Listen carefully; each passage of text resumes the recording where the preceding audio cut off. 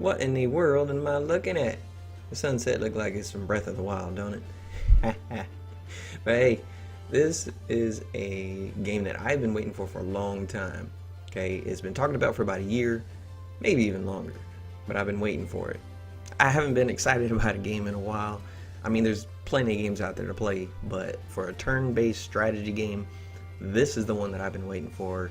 I'm so glad Chucklefish actually did this game. They're the ones that did Stardew Valley. So let's check it out and see what your thoughts are.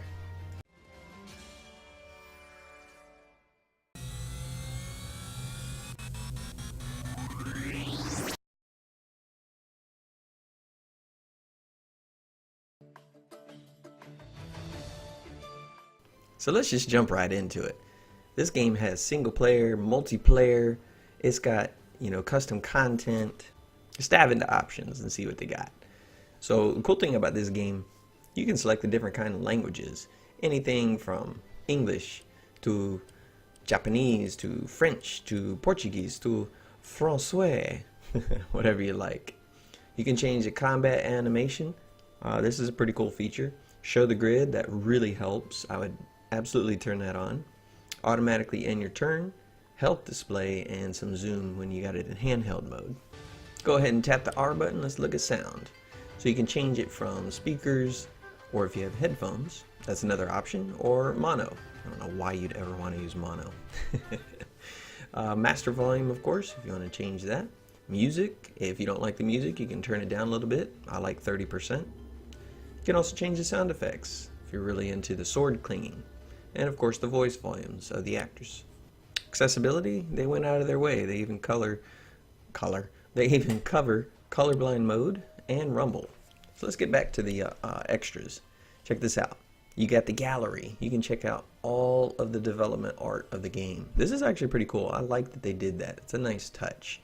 And if you're into just listening to the music, they even have jukebox.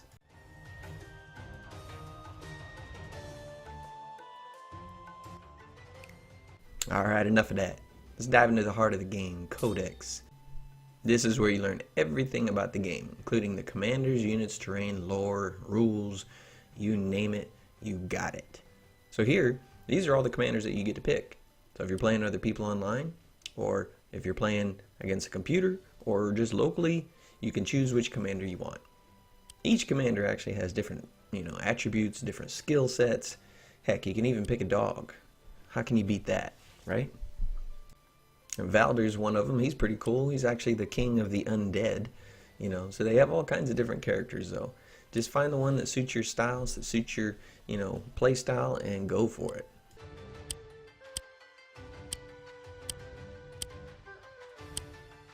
Alright, let's look at the units.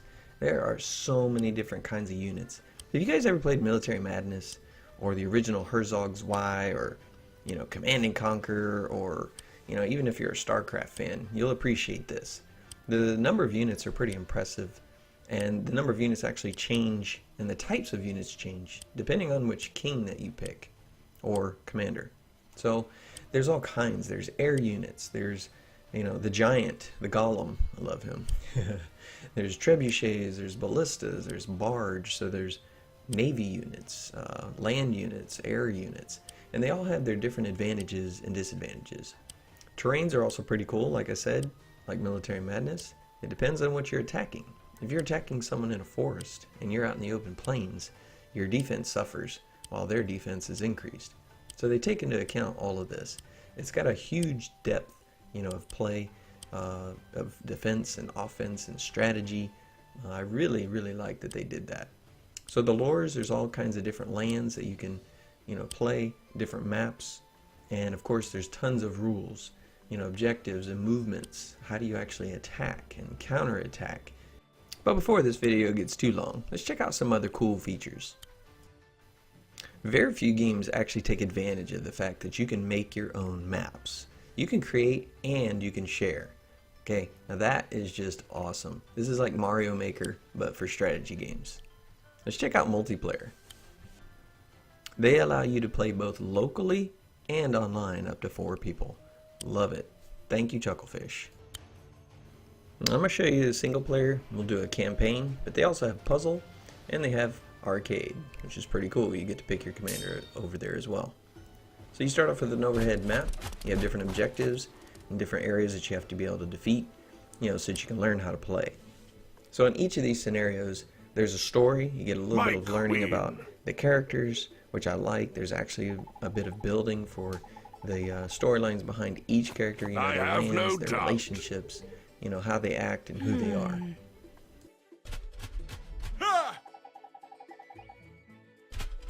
What? Let's go.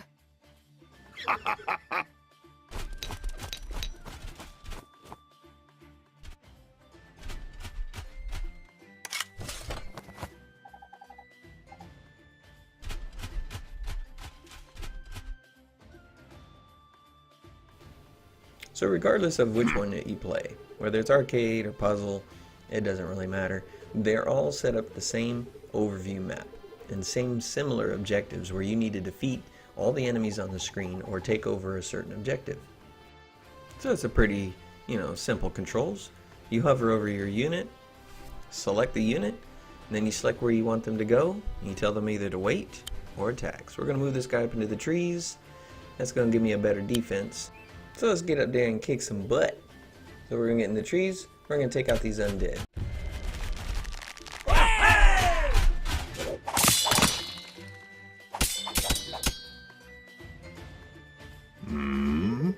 Now that was pretty cool. You get to see your guys charging the undead. And anyway, what I really like is after each of these campaigns and after each move, they basically walk you through it so you really understand it. So he's going to explain, hey, this is 80% for the 8, 50% for the 5, so let's move up the next guy. We're going to move him here, and we're going to attack the same undead and take him out.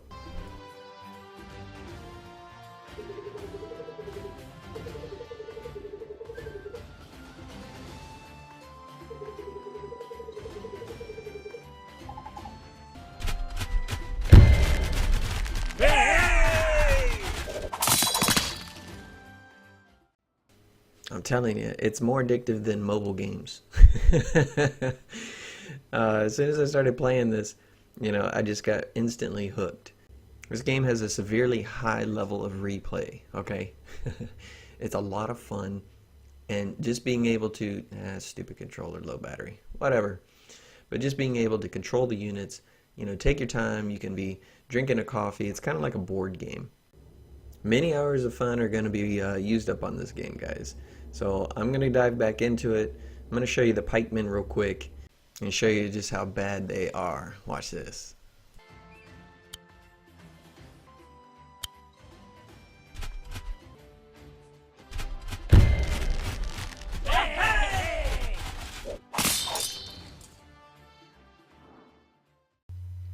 Thanks for watching the channel, guys. I appreciate you joining me on this.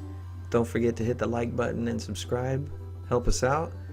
We'll be doing a lot more eShop video game reviews because there are so many that come out. I mean, the eShop is getting flooded. So we really like to do this. We really like to help you guys see these games, see what they're all about, see if they're worth purchasing. I highly recommend this one. I think you'll have a lot of fun with it, guys. Don't forget to comment below. Tell us what games you'd like to see next. Keep on gaming, guys, and we'll see you on the next video.